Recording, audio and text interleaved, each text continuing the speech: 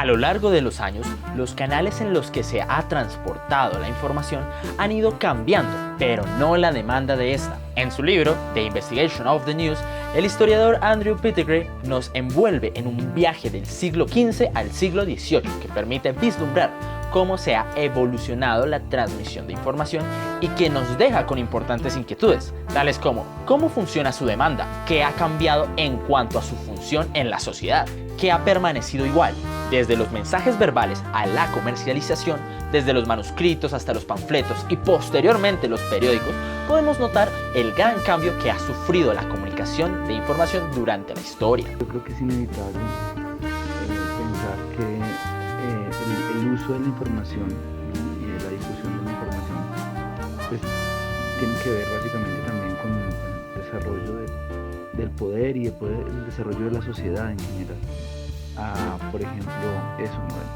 La información meteorológica, que a lo mejor se haya construido un avión, por ejemplo, para revisar en medio de una confrontación bélica el movimiento de los enemigos.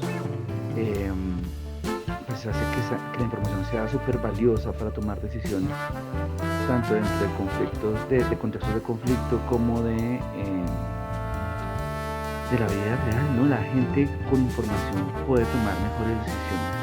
Pero espere, esto únicamente comprende la línea de tiempo que abarca Pettigrew. Falta hablar de lo que viene siendo las redes sociales, como Instagram, Facebook, TikTok y actualmente hasta valdría empezar a mencionar, así sea brevemente, las inteligencias artificiales, ya que este viene siendo el último ejemplar de la saga de la comunicación. Las redes sociales, pues digamos que de alguna manera han minado un poco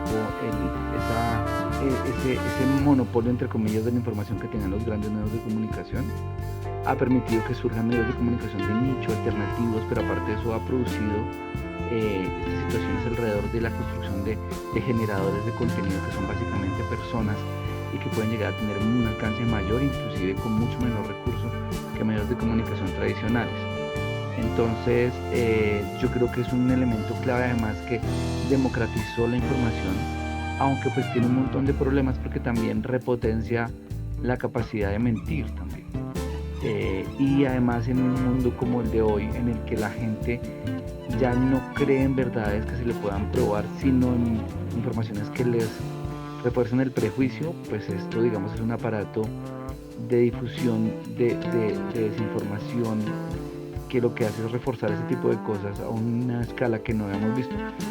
La desinformación siempre había existido, pero la capacidad de difusión que tenemos con las redes sociales pues creo que no se ha tenido nunca antes. Bueno, ¿y qué hay de la demanda? ¿Acaso ha cambiado a lo largo de la historia? ¿O será que depende del medio a través del cual se transmite la información? Para explicarlo más a profundidad, nos remitimos nuevamente al texto de Pettigrew, específicamente a lo que fue la transición de los panfletos a los periódicos. Resulta que por allá en el siglo XVII, los llamados panfletos eran el medio predominante para reportar las noticias, pero padecían de un enorme problema en cuanto a su funcionamiento, y es que eran absolutamente sesgados y polarizantes, totalmente diferente a hoy en día, ya que las clases políticas y los líderes sociales eran los dueños de estos medios y los usaban para controlar la opinión pública. Sin embargo, el problema no radica del todo ahí, sino que cuando finalmente aparecieron los periódicos, los cuales contaban con una narrativa más equilibrada y cada vez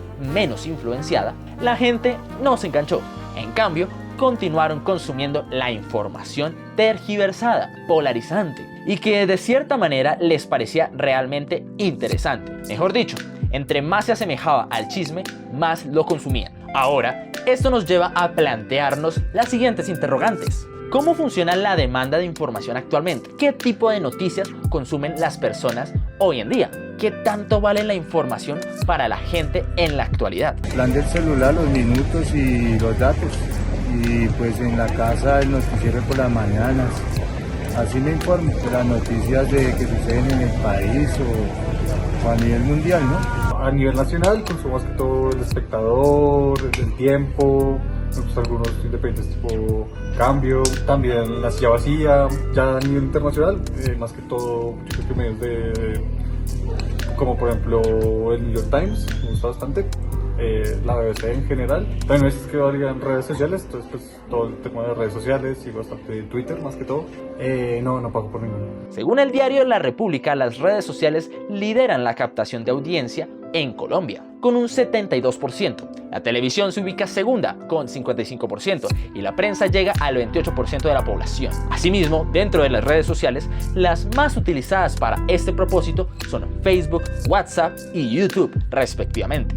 En cuanto a publicidad, la televisión nacional sigue siendo el medio predilecto para este fin, con una inversión de alrededor de 498 millones de pesos. Le sigue la radio con 258 millones y los periódicos con 128 millones. Por otro lado, los colombianos han ido incursionando en los medios digitales, pero no solamente con fines informativos. Según Minsign Payments, durante la pandemia, la manera de pagar de los colombianos cambió, reportando que 6 de cada 10 personas empezaron a pagar con el celular.